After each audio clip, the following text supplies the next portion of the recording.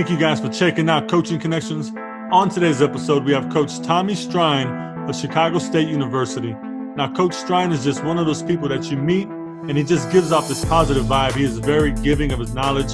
He is one of the most helpful people that you'll come across, and he's a very genuine person. Now, Coach Strine was named to the Under Armour Top 30, Under 30 for basketball coaches in our country. He is also a member of the Coaches for Change. He has his own Think Tank series, which is a podcast under the Rising Coaches umbrella. And he just does so much for the game of basketball. I really appreciate his time. I hope you enjoyed this episode just as much as I did.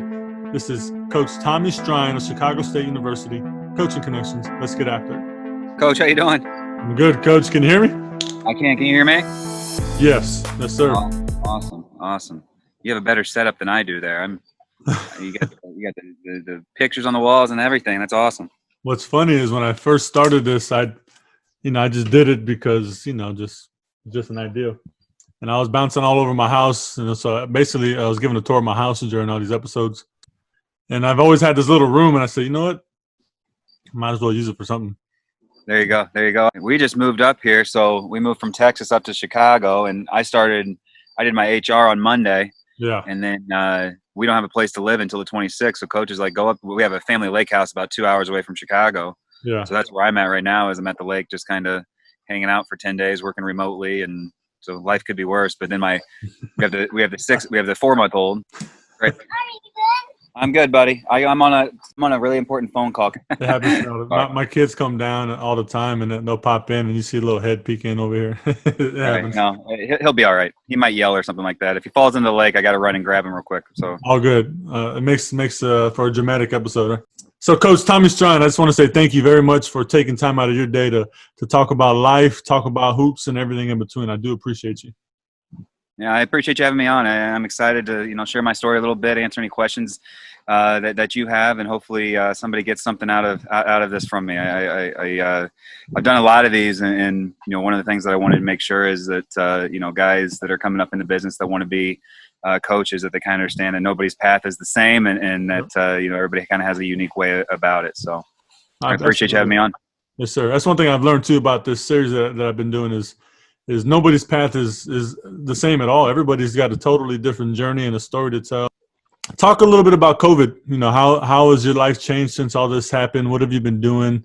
I know there's been some big changes recently in your life with a new job and all. But aside from that, just your daily routine, what does that look like? COVID, obviously, when I was at Lamar, we were at our conference tournament when it hit, and they kind of canceled the tournament, right? Mm-hmm. So that was obviously different, and then I caught COVID myself.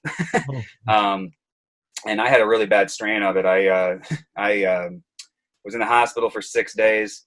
I wrote a blog about it. If you go to my Twitter page, you can kind of read more about that. But, it's been unique. It's been unique. Everything's kind of online. You don't get to have your hands on guys and get to see them as much. Everything's virtual. But for me in my career, it's actually been amazing. I've been able to be in a lot of Zoom calls, be in a lot of, meetings and rooms and meet people that I probably wouldn't have been able to if it wasn't for COVID. So for my career, it's actually been like a good thing. Alvin Brooks III started Be Ready. And, so get on there and make a bunch of really good connections and friends and mentors and coaches throughout the country. And that kind of actually helped lead me to get the Chicago State job, was what I did. On that Be Ready call. So Alvin Brooks was great. Ryan Price has done a great job with his stuff. Brian Burton's done a great job with his stuff. And then, Rising Coaches, Adam Gordon gave me a huge opportunity to do some stuff with Rising Coaches.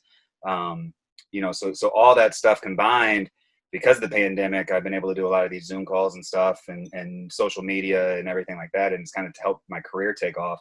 But from a basketball standpoint with our guys, it's been hard because there's something about face-to-face interaction that's a little bit different, than the Zoom stuff. So you're just trusting that your guys are out there working as they can.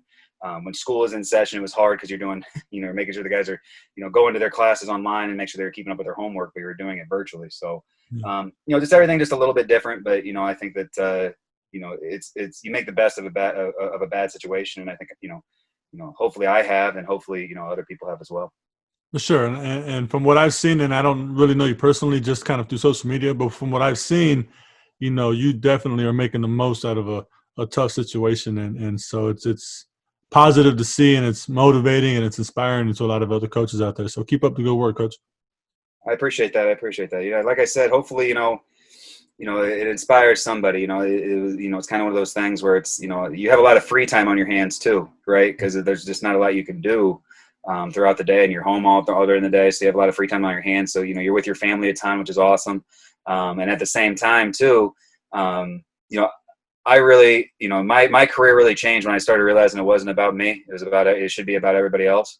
And I think during this pandemic, that's something that I really tried to start doing, is realizing that it's about if I can do something for someone every day, for someone else every day, then that's, kind of my goal. And it kind of comes back to you a little bit. So, that's been something that I've really focused on during this pandemic, and something I think has paid dividends for not only me, but for others as well. So. Absolutely. Now, you mentioned working with the rising coaches situation and doing some work with them, and I know you've been working on the Think Tank series, and so talk about that a little bit. What is that? For those that don't know what it is, what is it, and how has it helped? Yeah, so I approached Adam back in this is probably back in mid-March, right after the pandemic hit, and I wanted to do something for younger coaches. A lot of times, these GAs, these video coordinators, they spend so much, and I was a video coordinator, I was a Dobo, and you spend so much time in front of the computer and with different plays and stuff, and you're seeing so much basketball wise, but you never really get to articulate it, right? You never really get to go up and draw it on a whiteboard. You're in every meeting, but you never get to talk during those meetings. But you're learning, and you have so much knowledge. So for me, it was kind of twofold. I wanted to do something where those guys would have a voice, and they could, express their opinions, and they could, their ideas, and really get used to it, because eventually you're going to be an assistant coach, you're going to be a head coach, where you have to be able to present that stuff in front of people, right? But the other thing is I wanted to learn. I'm a big believer that I can learn something from a middle school coach, or I can learn something from, Mike Krzyzewski. I can learn something on both ends. So selfishly, it was a little bit, I wanted to learn some more about basketball, some different ideas and stuff like that. So I came up with the idea of the Think Tank, which is basically everybody comes into a Zoom meeting, and it's a bunch of us, and we have a topic for the week. Like this week's topic is going to be, how do you install your offense in the preseason, in the season, and then going into your postseason? How do you install your offense? Do you start with 1-on-1? Do you start with 2-on-2? Do you start with 3-on-3, 5-on-0, 5-on-5? How do you install your offense? And so basically, what it started with was it would be like 3 or 4 groups get together. You guys come together. You guys come up with your best idea and come back to the main group and kind of share it. And that's the way that it first started. So the first couple of weeks, it was like your best zone offense plays, and 3 or 4 guys would get together. They share their best zone offense plays. We'd come back to a big group together, 30, 40 people, and they'd share it. And as we got going, it ended up being where we just kept the entire group together, and people just started throwing out ideas, for different things. And it's been really, really good, just with different ideas and learning. And it's just basically an open forum for anybody, whether you're a manager at a high school all the way up to, we have literally, GAs, high school coaches, middle school coaches, college coaches, NBA guys, G League guys that come in and share their ideas, and everybody gets something different out of it. And everybody kind of has a voice. And then, Rising Coaches allowed me to also do Scouting Report U, which will be coming back in a couple weeks, I believe. I got to talk to Adam, but, and that's another way of, as you go through the interview process, as you become an assistant coach, you have to put together scouting reports, and everybody does scouting reports different. Everybody sees scouting reports different. So Scouting Report U is a 4-week course, and basically, the first week you're putting together your offensive plan. And so we'll watch film as a group, same thing, watch film as a group. This is what we're looking for here. This is what we're looking for there. This is what I see. And again, the entire group can point out, hey, this is what I would look for on this, something maybe you don't see.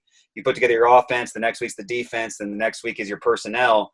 And then that 4th week, you have your entire Sky Report put together that you can put in your portfolio someday when you're interviewing for a job. But also, we present it. So I'll be a head coach, and you'll present it to me, and then you'll present it to the team, because at the end of the day, when you have your scouting report, those are the 2 groups that you're presenting to, your head coach and then your team. And so just preparing younger coaches to get ready. I mean, rising coaches, preparing coaches to be able to be assistant coaches, head coaches someday, and really just give them a voice that they don't have during the season. When I was a video coordinator, Coach Mooney would let me speak up in meetings. He was amazing about it. But I would watch thousands of hours of film, and I probably knew the offense better than anybody in our office because I watched it so much. Yeah.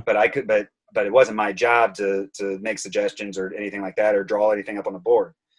So now that I'm an assistant coach, now I have that knowledge. Now I have that ability to, draw it up on the board for coach or something like that. And in meetings, more of a voice. Now I'm prepared for it. So, Yeah. that's kind of where it came from, in that regard. I think it's pretty amazing what you guys are doing and lending that helping hand to younger coaches trying to make their way through the profession. I think it's pretty remarkable to see. So again, man, much appreciation and kudos to you guys. Well, Adam Gordon and Brandon Rosenthal, amazing Yeah. with Rising Coaches, do a great job, and can't thank them enough for the platform that they allowed me to do at the very, very beginning of it all. So, those dudes are awesome. I see. You're pretty, intent on helping people and lending a hand and being a positive resource for other people. Is that where does that come from? Is that something that maybe parents instilled at an early age, or? Yeah, I mean, I guess for me, Coach Price at Lamar, said to me one day, it's not about you. And I was like, whoa, okay. You're right. And I don't think I've ever been a selfish person, but when I first got into this business, it was how quickly can I move up? How quickly can I be an assistant coach? How quickly can I be a head coach? And, as I started to get more frustrated that, I'd interview for an assistant job, I wouldn't get it. I'd see somebody else get it. I'm better than that guy. Why am I not getting? My mindset was wrong. And probably over the last year or so, I really started, God always tells us to love God and love people, and without one, you can't have the other. And I really just started to dedicate my life to, other people. Cause I was always thinking, I want to be an assistant coach. I want to be assistant coach. I want to be assistant coach. But I never realized how many people want to be a Dobo. Mm-hmm. How many people, and as a Dobo, how many GAs want to be a Dobo? And as a GA, how many managers want to be a GA? As an assistant coach, how many assistant coaches want to be a head coach? So, and so for me, I decided that, I live by this principle that I can't have a perfect day until I do something for somebody that will never be able to repay me. So I want to do something for someone every day. And it really comes back to you. It really does, and but you don't do it from a selfish standpoint of I'm going to do it so I get something back. But, I think the most important phrase, one of the most important phrases that I ask somebody every day is what can I do for you? Yeah. I'm a true believer that, you do something for somebody else, it comes back to you. And that's just kind of my thing is, because at the end of the day, basketball, I could get fired tomorrow. Like Coach Irving could be like, look, I made a mistake. Like, I don't want to hire you anymore. And I could be out of the job, but the relationships that I've built through this pandemic, those relationships I've built through college coaching, those will never change if I'm a genuine person. And so I think just being genuine to who you are, I'm a giver, and a servant at heart. And if I can continue to do that, I think that changes a lot. Absolutely, Coach. Let's talk a little bit about your childhood. Where'd you grow up? What was your childhood like? Did you have any powerful influences in your life that kind of led you down this path? So I'll give the Cliff Notes version here, as my wife would say. But so I grew up in Auburn, Indiana. My mom in 1990 was in a car accident where a 7,000-pound tree limb fell on top of her car when she was driving. It crushed her head to the floorboard, broke her back, cracked her skull open 3 layers, put her in a coma. And she was 3 weeks pregnant with me at the time of the accident. So she was, she ended up coming out of the coma, ended up having me. But when I was 10 years old, she ended up going blind from the accident. So basically, her brain was had so much trauma in it that her spine was sending water up into her, sending fluids and stuff up into her brain, trying to heal it. And as it was doing that, it dripped and eroded her optic nerve, leaving her blind. So I woke up one morning, my mom came to me and said, look, like all I can see is out of one eye with coffee straw vision. Like I can barely see the white of your eye. And so my dad left soon after. And so here I am, a 10-year-old boy with a single mother that can't see. So she was a pre-K teacher at the time. She ended up having to give that up. So I started working jobs when I was young. Worked 3 jobs, was in and out, just trying to make ends meet. My mother, my uncles, they were great with, helping us out, and so, started working from a young age, kind of learned perseverance, hard work, and really, never giving up. So I started playing basketball then, kind of out of, just something to do that wasn't just being like an adult at 12 years old. Right. So, started playing basketball, had a decent high school career. Rank in the top 150, I think, still in the state of Indiana in scoring all time for high school basketball, and really enjoyed it. Had some great people around me that, wouldn't let me quit on my dreams. As a junior in high school, then I had a really good year, was getting a lot of Division I interest. Thought, hey, this is my way out. I'm going to go play Division I basketball. And this, eventually I'm going to pay my mom's house off. With the help of my uncle, and we're going to do this, and tore my ACL as a junior in high school. So everything recruiting wise, I didn't have my junior year going into senior year of AAU, which obviously is a big AAU season. So ended up tearing my ACL 4 total times, then that ended up, being a blessing in disguise because it got me into coaching. So the game was kind of taken away from me as a player, but it got me into coaching. And I don't know if you want me to go into my coaching journey, but it eventually got me into coaching. But my childhood was, not ideal. It wasn't a normal childhood. Like I said, I kind of had to grow up at the age of 10, at the age of 11, 10, and just kind of go about it that way. But, looking back on it, it's molded me into who I am. And it's my testimony. It's my why. And basketball has become a platform to share my why and to be able to hopefully inspire others that, no matter your circumstances or what you go through, you can achieve your dreams. I'm living my dream right now. I'm an assistant basketball coach at the Division I level. I've worked really hard to get there, but I've had to persevere, and I think that was instilled when I was really, really young. And so let's talk about that coaching journey. Where'd you start? How did you get into the profession up until this point as an assistant coach at Chicago State? Right. So it's been a long journey. It's been a long journey with a lot of sacrifices, not only from me, but from my wife as well, and a lot of people along the way that I can thank. But so like I said, I was a player. I played 1 year at Anderson University, Division III school here in Indiana, and I hurt my knee again. Ended up having 4 ACL surgeries. So in 2010, I left Anderson to come home for school, or come home for summer break, and I was like, I don't want to work a normal job. I want to try to I was rehabbing a knee injury. I was like, okay, I'm going to go back. I don't want to, go and do like a normal job again. Like I want to, rehab, but also do some. So I called Spiece Fieldhouse. Like, hey, can I coach a team this summer? Yeah, I coach a team. So I worked with the team for like a week, and they were like, wow, like you work really hard. You have a knowledge of the game. Like, let's give you more responsibility. And it kind of, started doing camps and then individual workouts, and then running the club teams. And eventually, working with, individual workouts with players that summer. I hurt my knee again that summer, wasn't going to be able to play the next year. So I'm like, okay, I'll stick around for I'll go to IPFW, I'll take classes, and I'll, work at Spiece for that summer, for that entire fall. So again, I was running camps, running tournaments, running Sunday leagues, doing individual workouts with some of the best players in the city and the state, and just really started to enjoy the coaching side of it, and all that. And hurt my knee again. I was like, okay, playing's out of the cards now. Like, God's telling me, do something else. So I stuck around Spiece, and I actually for 4.5 years worked for Spiece. Then, and they gave me more responsibility every year, whether it was, coaching, again, individual workouts, coaching, helping recruit to some of the teams, club teams, camps, skill workouts, just everything that went into the logistical side of the program as well. Uniform orders, everything like that. So it's stuff that really helped me in my college journey.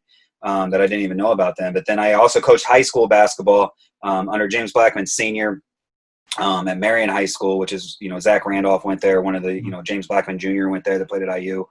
So one of the bigger high schools in the state of Indiana, one of the more well-known ones, and, 7,500 people at every game, and, just, crazy environment. And so we had all that happening. And then, so then it was 2013, and my wife and I were engaged, and we were getting married in 2014. And she kind of said, hey, like, you're going to stick with the AAU stuff. You're not making enough money to do just that. You have to do that and work for something, and, work for, whoever and do both. Or do you want to try to make coaching into a profession? I was like, well, I really like coaching. I want to get into coaching. Let's do the college coaching thing.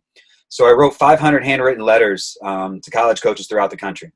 Hey, Tommy Strine, I want to be, a GA, a volunteer, whatever you guys have.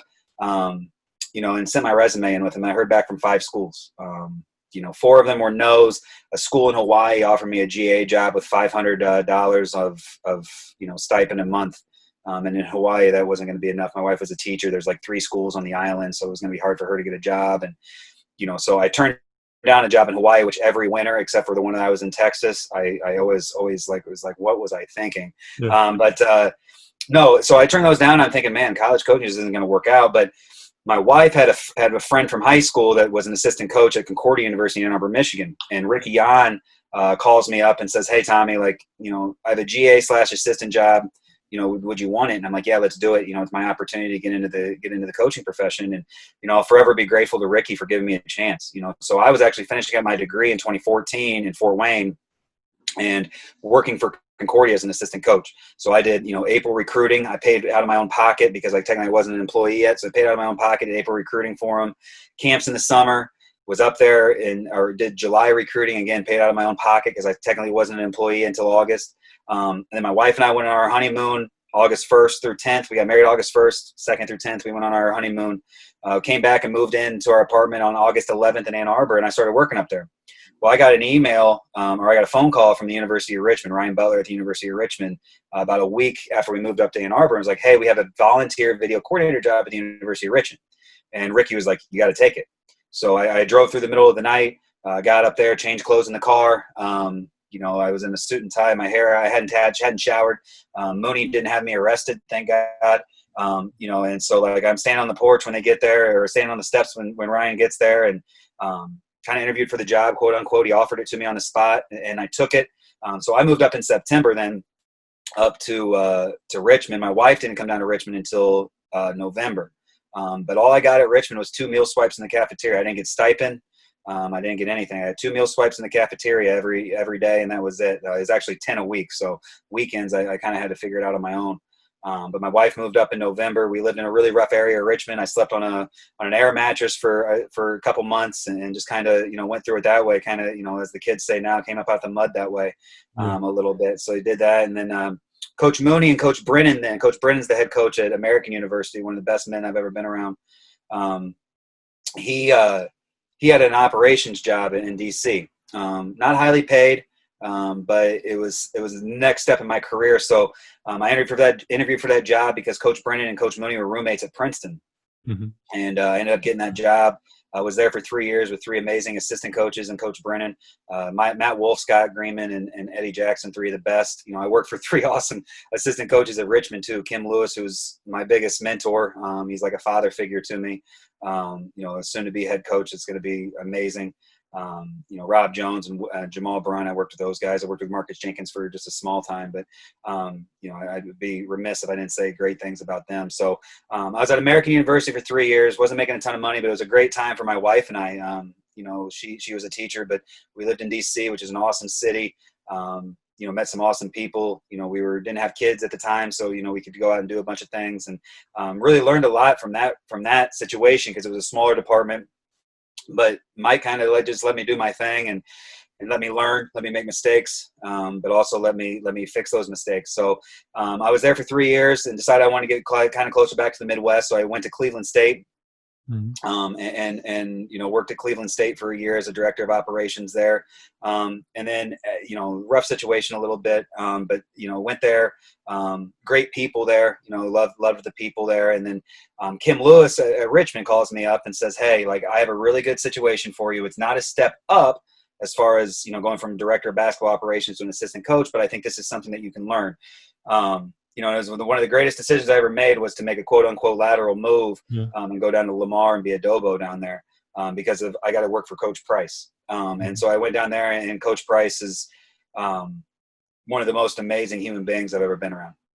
I learned in a year, I learned so much from that man about life, about basketball, about being a better husband, being a better father. So I got down there. I was the director of basketball operations down there. Worked with Joey Contafio, who's a rising star in this business. Brandon Chappelle, the same thing. Those 2 guys are studs, and got to learn from them. And then Dave Dumars, who's an OG, been around forever. His brother's the GM of the Kings now, and played for the Bad Boy Pistons and everything. So just learning from those guys. But I got down there and got to learn from Coach Price, and that was unbelievable. And it's funny how everything kind of comes full circle. So Brandon Chappelle calls me up one night during this pandemic and says, hey, you need to get on this Zoom call. It's a big time Zoom call. It's called Be Ready. You need to get on it. And this is at 7:58 at night. I'm like, what time is the Zoom call? He said 8 o'clock. I was like, okay. So I have a hat on and like a t-shirt with my 2-month-old daughter spit up on it. And I'm like, you know what? Okay, I'm just going to get on it, whatever. So I jump on, and Alvin Brooks III and Jerome Tang and Jareen Dowling are running it. And I jump on and take a ton of notes. I'm learning a ton. The first one I was on was Jerome Tang and Alvin Brooks just talking basketball, and I'm learning a ton. And Brandon's like, hey, just shoot an email to him afterwards. Let him know you were there. I ask a question, and just so my face was on the front of it, I'm thinking like, hey, this is awesome. And I think Grant McCaslin was on there as well. He spoke. And I think I asked a stupid question to Grant McCaslin that didn't make any sense. Nobody knew what it was, but my name was on there and he saw my face and I was able to follow up with him. Right. And so I really, really liked it. So I went that Saturday then to that Be Ready. And then I went to that Wednesday and I went to that Saturday, and I just kept going, and I got to know Alvin a little bit, AB. And I was like, hey, what can I do for you this week? Well, Tommy, here's something you can do if you really have time, and so I started to have that servant's heart towards those guys. And so Alvin, kind of took notice of it. I did some different things, out of the blue or whatever. And, AB3 kind of took notice of it and was like, hey, Tommy, we're going to do these mock interviews for assistant coaches, right? We're going to do these mock interviews for assistant coaches. I want you to be one of the interviewees. I'm like, okay, great. So Coach Amir at Kennesaw State, he was my mentor. He was the one that kind of walked me through, the interview process, the questions. Johnny Estelle, he was the one that interviewed me. So he's at Texas A&M Kingsville. Mm-hmm. Hall of Famer Johnny Estelle. He's a Hall of Famer at Navarro College now. So so got to know those guys, and did the interview. Well, Lance Irvin at Chicago State, he was one of the interviewers as well. He was interviewing another guy in the interview process. And, I did a good job, and Chicago State came up, and actually, so I caught COVID at the end of July, and he called me up. I was in the hospital. He's like, would you be interested in Chicago State? I'm like, yeah, I would be. But right now I'm fighting for my life with COVID right now. So, give me a week or so here to kind of get through this and make sure that I'm alive, to be able to hire me. And we went through the process, and it was funny because he was interested in some offensive stuff. And I worked for Mooney, who runs one of the best offenses in the country. So I had that, and then, he was like, okay, I'm going to offer you the job because, and everything. And I took the job. But looking back on it, had I not worked at Richmond for Mooney, mm-hmm. understanding the offense of the Richmond offense, and had met Kim, I never would have got down to Lamar, and I never would have met Brandon Chappelle, and Chappelle never would have introduced me to the AB3. Yep. AB3 never would have gave me the opportunity to be on this mock interview, and I never would have met Lance Irvin. Yep. So everything kind of just came in together. God's an amazing God, right? Like he kind of just pieced it all together. And so now, I'm up here at Chicago State living my dream.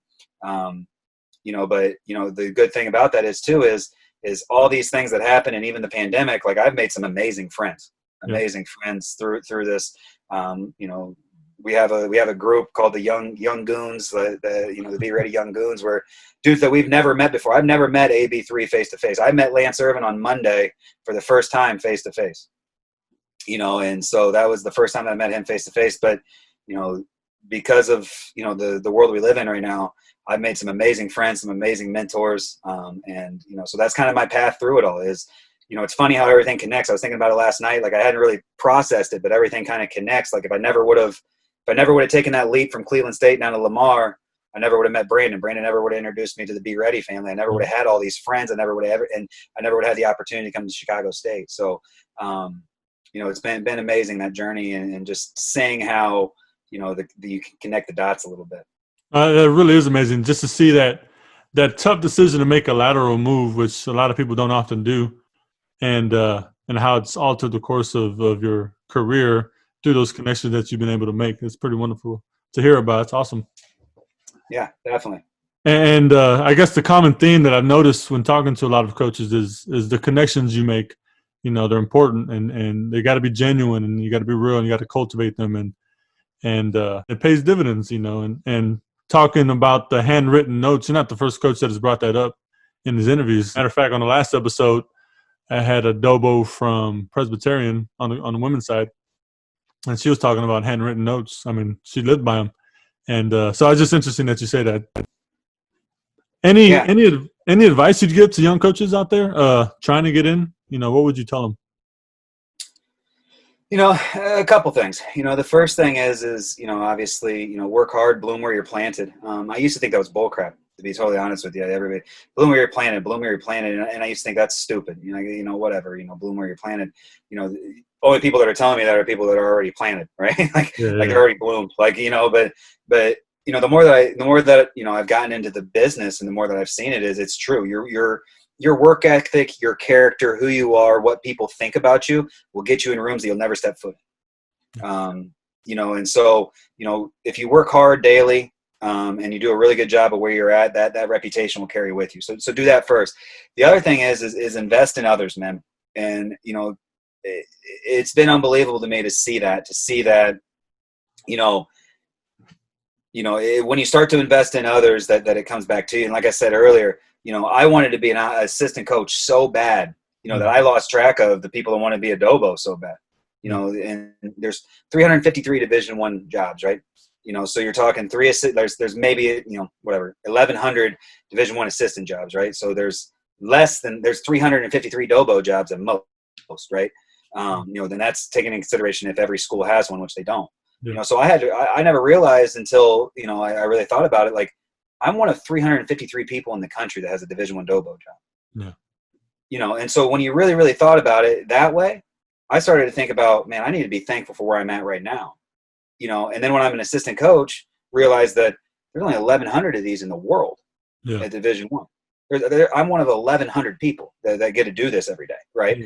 And so, just realizing there's always somebody that you just got to be thankful for where you're at, and then invest in the next person. And I think that if you do those two things, even as a young coach, everything will kind of flow to you. Because as a high school coach, if you're trying to get into college, keep networking, but at the same time, like, keep investing in others. That stuff comes back to you. I truly believe it. But keep chasing your dream. For every no, like I told people all the time, I interviewed for 14 Division I assistant jobs before Lance Irvin gave me my opportunity. 14, and I got told no on all of them. I was a finalist for 12 of them. It was me and another guy for 12 of them. Got told no. But if you relentlessly pursue it, eventually that one yes, that's all that matters. Yep. I'm all in on Chicago State because Lance Irvin gave me my opportunity. Yep. And I'm all in on it. It's the best job in the world, and I'm going all in on it. And and that's the mindset you got to have. Like, who cares about no's? Right? Who cares about you get told no? Who cares? No. Who cares? It's the one yes that matters, and that's the one that you have to go all in on. That's awesome. It's awesome to hear, Coach. Yeah. But I saw. Tell me if I read this correctly? Top 30 under 30. Under Armour did it. Yeah. So Under Armour every year through the NABC does a 30 under 30 list, where they honor the top 30 coaches under 30, rising coaches or whatever. So yeah, I was on that list, which is an honor. Some of the people on that list are unbelievable guys that I, and just an honor to be in the same breath as, and so you look back at the past list, a lot of really successful guys on it. So to be able to be on that list is unbelievable. It's a great honor. Just hopefully, I can make good on it, and I do turn 30 this year. So it was my last year. So I told everybody when I made the list, that just means the really good coaches are getting old. All that means. But no, it was an honor and something that, I definitely cherish. I don't take lightly, to be able to be honored by my peers and some big time guys. And so that was awesome. I also saw that you're a member of Coaches for Change, and the things that they're doing. Talk about what they're working on and what it means to be a part of something like that. Probably one of the most important things that I'm a part of. And Carmen Marciello, the head coach at Siena. Sorry, Carmen, if I butchered your last name, but he reached out to me and was like, hey, like, we got to do something about this social justice thing. Like, we got to do something. He was passionate about it. And he started to put together a little committee. And now I think we're over 100 members now. I was one of the original members, and basically our thing is we want to educate and empower guys and athletes, to go vote, to go be a change. We think that our platform as basketball coaches calls for that. And so we have a website, coachesforchange.org. 4 is the numeric 4. You go to it, and it gives you the ability to see what's going on in the world, different social injustice things that are going on throughout our country. But it also gives you the opportunity to I think it's 4 clicks or 6 clicks to register to vote. So we're all committed to getting 100% of our athletes registered to vote.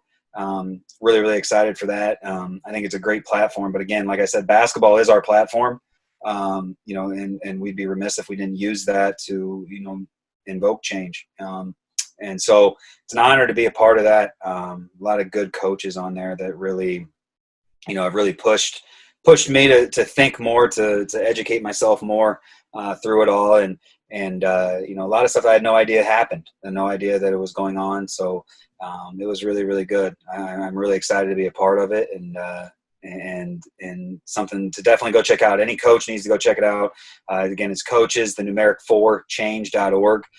We also have a Twitter page and an Instagram page that you can check out. But definitely something, probably the most important committee I'm a part of. And so definitely go check that out. That's awesome, Coach. And I appreciate you guys for taking initiative and doing that. I think it's important to educate and empower and like you said, even yourself. And I'm in the same boat. And I think we all are, just getting to educate ourselves more and to be more aware of what's going on. Yeah.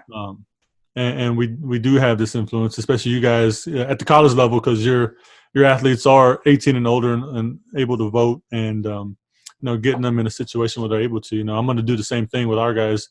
Only a handful of our guys are 18 years old, but it's still important that they understand their right to vote and what it means and how powerful it can be. Absolutely, 100%. You see the NBA playoffs are going on. What are your thoughts on who's winning it all this year? Well, I hope the Nuggets. I'm a big Jokic fan. He's cool. Yeah, but I think you probably have to go with the Clippers, right? They're the most talented team, probably. Yeah. Portland played well last night. You got to watch those teams. I'm a basketball fan to the extent of, like, when I watch it, like, I'm watching, like, the X's and O's side of it, and the coaching side of it. I'm not watching it as, like, a fan or anything. I'm actually a Wolves fan at heart, because I was a huge Kevin Garnett fan growing up. Oh, yeah. That was awesome. I used to call myself the little ticket, and so I was a huge Garnett fan. So the Wolves are probably a few years away from being in that bubble. I'd have to go with the Clippers if I was a betting man, because they are probably the most the most talented team. But I do hope the Nuggets, because of Jokic. I love the way Jokic plays. He plays at the same pace that I do during my men's league games. So I can relate to him with that. So no, but all those guys, I mean, you watch the NBA, man, it's so efficient. So those guys are so, high level shot makers, high level playmakers. So you can try to learn from them. I'm a big European basketball fan too. I watch a lot of European basketball through Synergy and stuff. So, just watching a lot of pros has been awesome. No, my wife, like I said, my wife hates it, because even like last night, we're watching the games that are on TV, and I'm constantly rewinding it. Oh, hold on, I gotta see this. And now I'll get a pen and pad out, or I'll get my phone and record it real quick. And she's like, "This is so annoying." And I said, "Well, I'm sorry. It looked good. Maybe at some point we can use something similar." It's just it drives her nuts. Right. So moments in your career where it goes beyond basketball, whether for yourself or working with other athletes. Yeah. I mean, man, there's so many of them. I think the foreign tours that I went on. I went on 2 foreign tours, took teams on 2 foreign tours. So when I was an American, I took a team to Australia.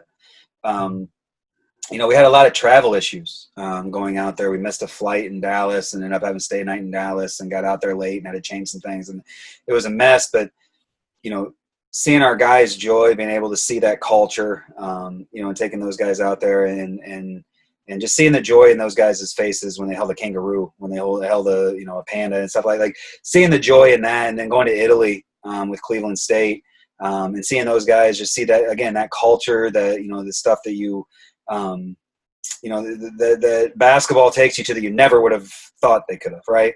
Yeah. Seeing all that, but seeing the joy on our guys' faces as you're doing it, right? And that's what I'm in it for. The wins and losses are great. There's joy in the wins. There's pain in the losses, and vice versa. But seeing those guys outside of basketball, I think, was huge. And as a Dobo, you see those guys in a different light. Like you see those guys, in life as opposed to basketball a little bit more. And I think that's so important for me. And as an assistant coach, I want to do the same thing. Because basketball, you're with them 2 hours a day in basketball. If you can be with you get to see them 6-7 hours outside of basketball and get to know who they are as people. I think that's really cool. I told a guy the other day, like, I want to have a relationship with you where, if you're at Chicago State, you push me every day, I push you every day, and we have, a great relationship. But I want it 20 years from now, I want you to text me Happy Father's Day. I want to text you Happy Birthday. That's the type of relationship I want to have with you. So, I think just the relationship building is what I'm so adamant about with players, coaches, people on campus, everything like that. The foreign tours were really, really cool. The places this game can take you is unbelievable. If you're just dedicated to it and obviously as a Dobo having to plan that whole thing was a mess, but doing all that and seeing the joy on those guys' faces when they got to see the different cultures and try the different things. I'll never forget the looks on the guys' faces when we went to Venice and we got on a gondola ride and they got to ride around the water in Venice and see that. I mean, that was unbelievable to see their faces and how excited they were and the experience they'll never forget. For sure. They'll still text me right around this time because it's coming up on their Facebook feeds and their Instagram feeds and memories and stuff. And they'll text me, Tommy, remember the food that we had in Venice? And it's like, man, I can't, I can't get over that. So those are some good memories for sure. Yeah, those are relationships that last a lifetime and memories that last a lifetime and an experience that maybe otherwise they wouldn't have had without basketball. So So that's awesome. Coach, I appreciate you, man. I sure do appreciate everything you're doing for the game, what you're doing with your think tank and the Coaches for Change organizations and just all the positive stuff that you're putting out into the world. I really do appreciate you. I appreciate it. I appreciate you having me on. This is a great platform. You're doing a great job, and keep making like you're saying, the coaching connections. I think that's the biggest thing. That's what at the end of the day, we're all in it for the same reasons. So yes, I appreciate it. Yes, sir. Take care, and I wish you the best of luck. It's a new opportunity, and I know you're gonna make the most of it, Coach. We'll talk soon. Awesome. Thanks, Coach. Yes, sir. Have a good day.